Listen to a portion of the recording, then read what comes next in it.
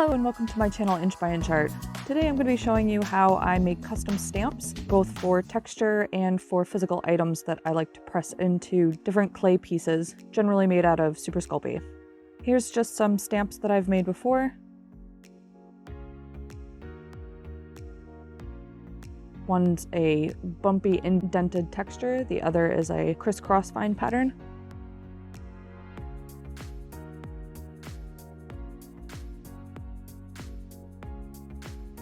Here's a small kitten, a gecko,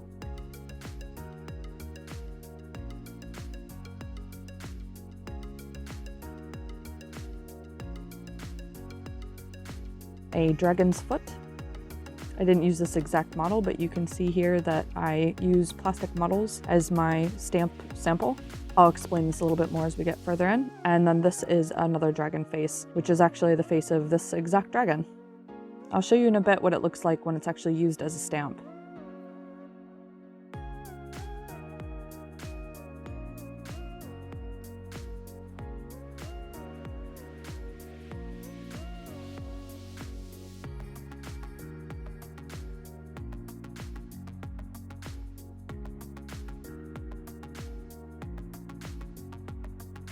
Here's a piece that I made a while back. This is actually about 4 years old now, so it does have a few imperfections at this point. You can see the very corner is broken, but I used a lot of these stamps on this particular piece. Here you can see what the dragon foot looks like when you use different colored clays. One I used black Sculpey and the other I used red. Here's the little kitten. All of this piece relates to a dragonborn character that I have and is little bits of her backstory.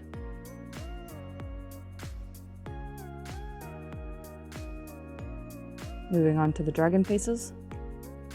So the red one on the left is the plastic toy dragon that I used to make this stamp. So that's what it looks like when it's turned into a stamp form. You can see the horns don't stick out the way they do on the actual toy. This is because of the way I've pressed it on. It makes sort of a bas relief effect rather than a complete 3D copy. This one I made by hand because I didn't have a dragon that looked similar to the D&D Black Dragon style, so I carved that into the block by hand. So you can tell it's a little bit less three-dimensional than the red one, but it still came out pretty good and I liked the way that it looked. I could tell it's a black dragon anyway.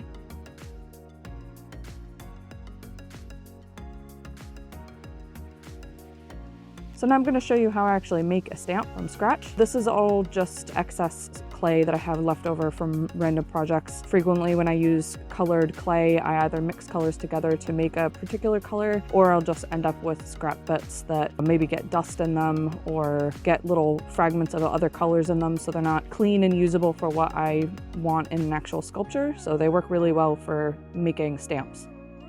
First, I just soften the clay with my hands, make sure I get a size ball that I want, and then I make a little handle and press the front flat. Here I'm just showing some items that I'm going to be using to create my texture. Everyday items around your house work great. I use nail file. It's actually the plastic handle in the nail file. Files for metal, so I have a fine one for jewelry. I have a rough large one for wood. That little blue plastic bit is just a strap that had significant texture on it that I liked. This is one of those grabby arm tools that you push the little button on the end and it springs out by hand on the end to grab things you've lost.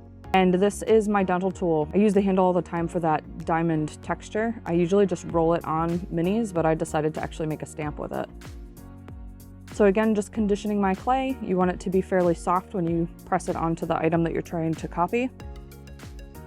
I do fiddle around with these a bit too to make sure that the handle part is exactly how I want it, and then I just sort of rub it on a flat surface to make sure that the very end is as flat as I can get it.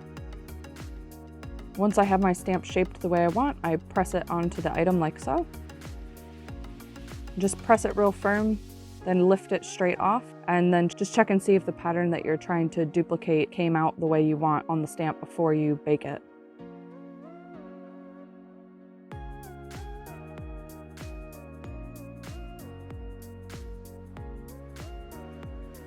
Because some of these items aren't flat, you will have to roll them if they're round, like I do with a dental pick. Here you can see up close that it did work out fine, even though I had to roll it. It's all about consistent pressure and a consistent speed of your movement when you do these. You want to press firmly, but you don't want your clay to get stuck on the object. That can happen, and if it does, you can use baby powder or oil, like baby oil, as a mold release. Usually I find if I'm trying to duplicate a metal object in particular, and the metal is cold and the clay is soft and warm and conditioned, it releases just fine.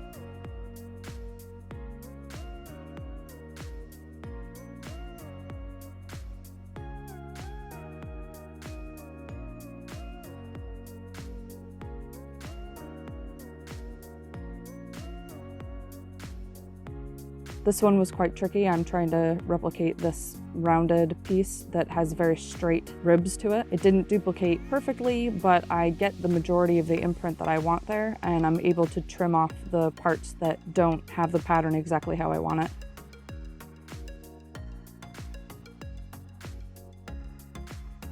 This one I'm just copying the handle pattern off of a nail file. You can see because it's quite rounded, I can't actually get the shape that I want in a flat way. So I press the clay around the rounded edge and then I flatten it out manually. This will change the stamp a little bit, but I still just wanted this unique pattern and was able to get it.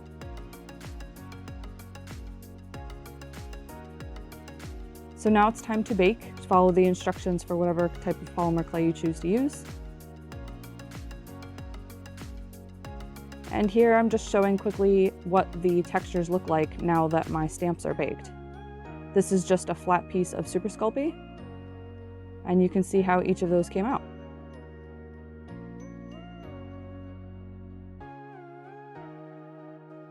There on the top, the one that looks a little bit like a bug is a sneak peek at a project that I'm working on and hope to be sharing soon.